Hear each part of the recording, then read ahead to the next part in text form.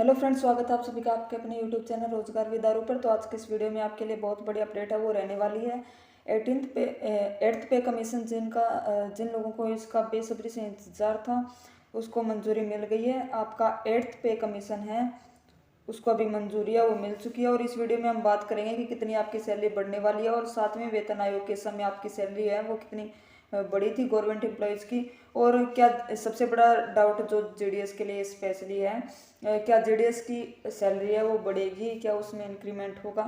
तो ये सारे डाउट है वो इस वीडियो में हम क्लियर करने वाले हैं खबर के माध्यम से। एक न्यूज़ के अकॉर्डिंग हमें वो चलेंगे और एक स्टिक जानकारी है वो आपको मिलेगी। तो वीडियो को लास्ट तक जरूर देखना और जितने भी डाउट है वो आपके क्लियर होने वाले हैं।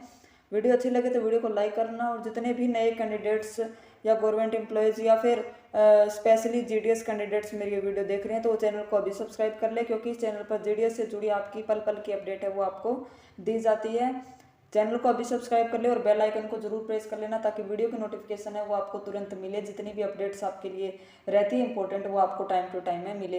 तो बिना टाइम वेस्ट के आइए हम स्टार्ट करते हैं। सबसे पहले हम जानेंगे कि 8th पे कमीशन है वो आपका हम एक न्यूज़ के माध्यम से जानेंगे। ये देखो, जैसा कि इसमें क्लियर है वो कर दिया गया कि 8वें वेतन आयोग पर मोहर है वो लग चुकी है और केंद्रीय कर्मचारियों का कितना बढ़ेगा वेतन, समझिए पूरा कैलकुलेशन। ऑल टोटली जितना भी आपका डाउट है वो सारा इस वीडियो में क्लियर हो जाएगा। तो आइए हम यहाँ से देखते हैं। केंद्र सरकार ने सरकारी कर्मचारियों और पेंशन भोगियों के लिए 8वें वेतन आयोग के गठन को मंजूरी है वो दे दी है और इससे संभावित रूप से लाखों लोगों को लाभ मिलेगा। और नरेंद्र मोदी के अगुवाई वाली सरकार ने जनवरी 2016 में, जैसा कि आपका जो हर 10 साल बाद ये वेतन पे कमीशन है वो बढ़ता है, तो आपका लास्ट जो बढ़ा था वो 2016 में आपका 7वां वेतन आयोग आया था और अब 2026 में आपका 8वां जो वेतन आयोग है वो लागू होगा। 2016 में 7वां वेतन आयोग लागू किया गया था और इसकी सिफारिशें 31 दिसंबर 2025 को खत्म होगी। और इससे पहले चौथे और पांचवें छठेवें वेतन आयोग का कार्यकाल 10 साल का था। जैसा कि मैंने बताया, हर 10 साल बाद आपका है वो पे कमीशन है वो बढ़ता है। उसके बाद में हम देखते हैं कैसे इसको मंजूरी मिली है, क्या कुछ इसमें कहा है। केंद्र सरकार ने सरकारी कर्मचारियों और पेंशन भोगियों के लिए 8वें वेतन आयोग के गठन को मंजूरी दे दी है और इससे संभावित रूप से लाखों लोगों को लाभ मिलेगा। ये हमने ये वो क्लियर कर लिया है।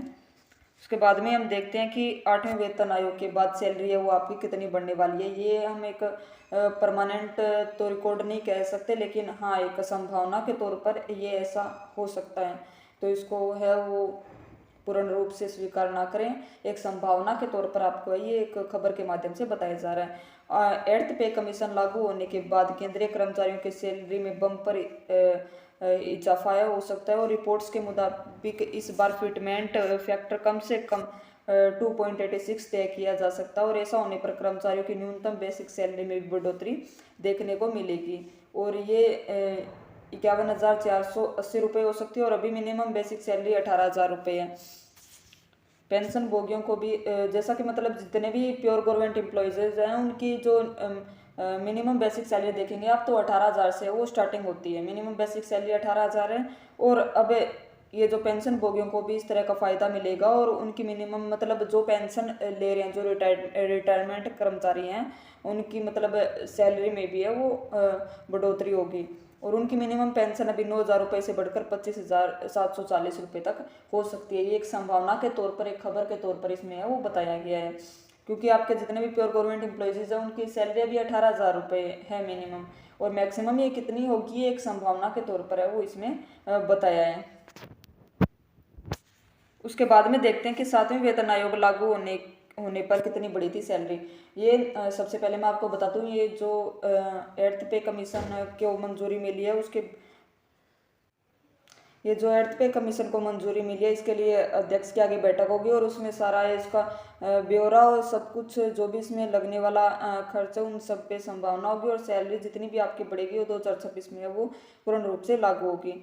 और अब हम बात करते हैं 7वें वेतन आयोग लागू होने पर कितनी बढ़ी थी आपकी, कितनी गवर्नमेंट एम्प्लॉयज़ की सैलरी वो कितनी बढ़ी थी।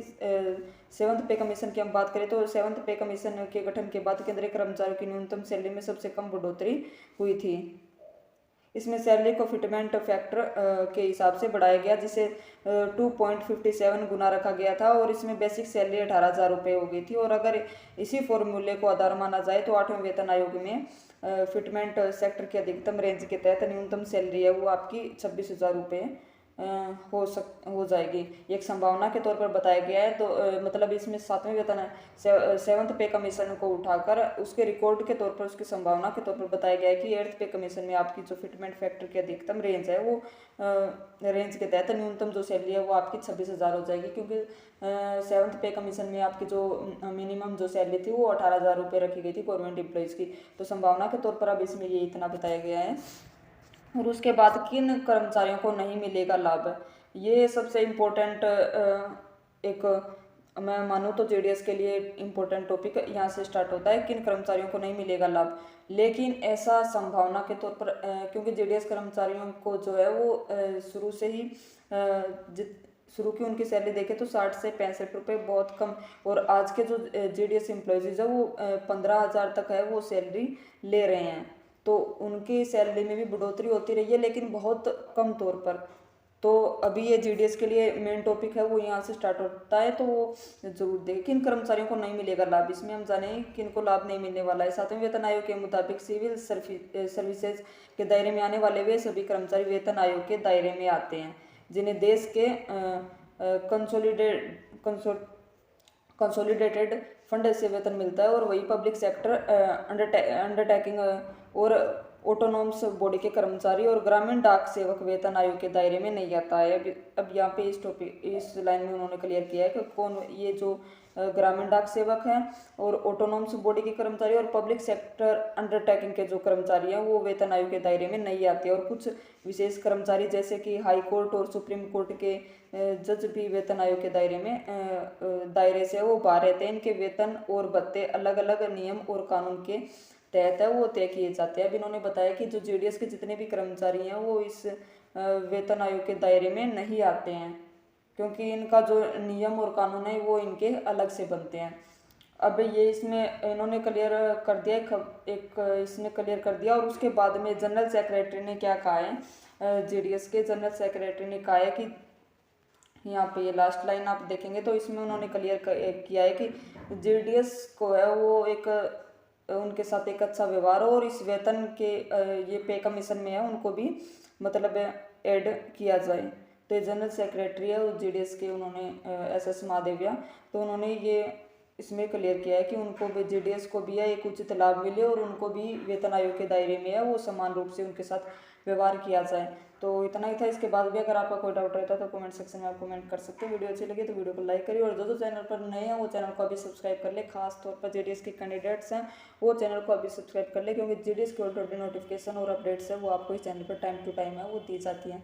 मिलते हैं नेक्स्ट वीडियो में, तब तक बने रहिए। जय हिंद, जय भारत।